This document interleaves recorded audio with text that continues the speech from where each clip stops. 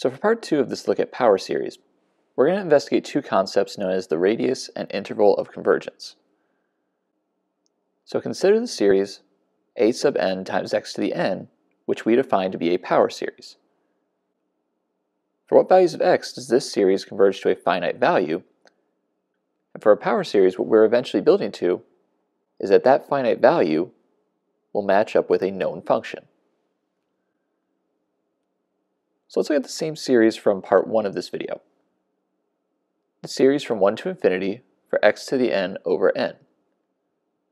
Well, this series will be exponential whenever you actually define x. You define it as 2, it would be 2 to the n over n. So what test is best for convergence when using exponential functions or also factorials? Well, the test we would have learned about that's best in this case is the ratio test, which we're going to apply to this series now. So we'll look at the limit as n approaches infinity for the absolute value of the n plus 1 term, which would be x to the n plus 1 over n plus 1, divided by x to the n over n, the nth term. Rearranging to eliminate some of the extra fractions, we get one fraction that has x to the n plus 1 times n in the numerator over x to the n times n plus 1. And using properties of limits, we can split this into two parts to make it a little bit easier to work with. We'll get the limit as n approaches infinity for the absolute value of x to the n plus 1 over x to the n times the limit as n approaches infinity for the absolute value of n over n plus 1. And why we do that is because this second limit is equal to just the number 1.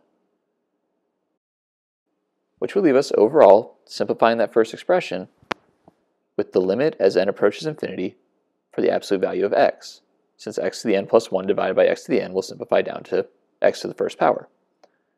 And in order to converge from the ratio test, this limit must be less than 1. So the absolute value of x must be less than 1.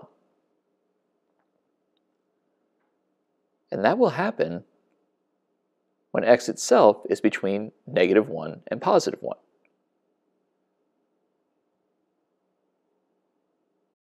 So that brings in two big ideas out of power series. The first is the center of the power series, which we can think of very simply as the middle x value on some convergence interval, where this series will converge to a finite value. So this one, if we're looking at the x values from -1 to +1, we would say this power series is centered at x equals 0. And the other idea that we develop out of this is the radius of convergence, which is how far to the left or right your x values can go from your center, but still have your series converge.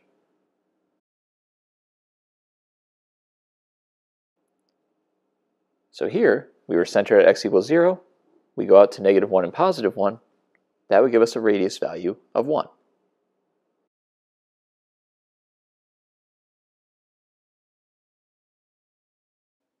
So the general form of a power series can be written as the sum from 1 to infinity, or from any starting index up to infinity, for a sub n, where the normal series terms you're used to are just developing coefficients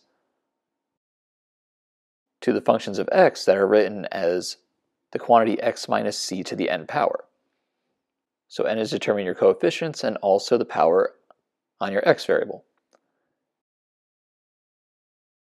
And in this form, c is what's known as the center of your convergence interval, and the radius of convergence you develop using the ratio test.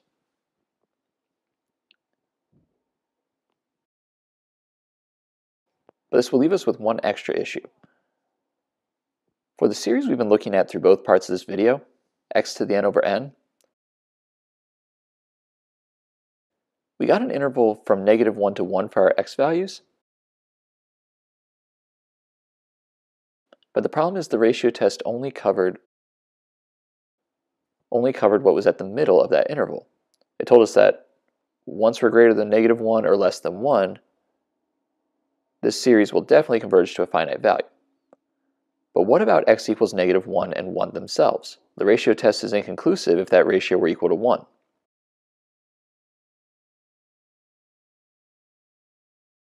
So we'll finish with establishing an interval of convergence. And we'll do that by testing our endpoints. And this is where your knowledge of convergence tests is really needed. If we're going to test at x equals -1, what we're going to do is go back to the series and plug -1 in for x, and get the series -1 to the n over n. And this series is convergent by the alternating series test.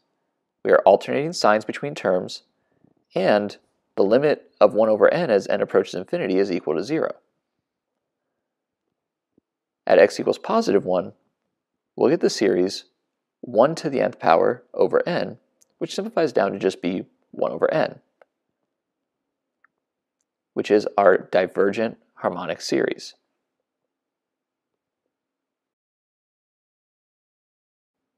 So our final interval, or interval of convergence, will be x is greater than or equal to -1, and x is less than 1.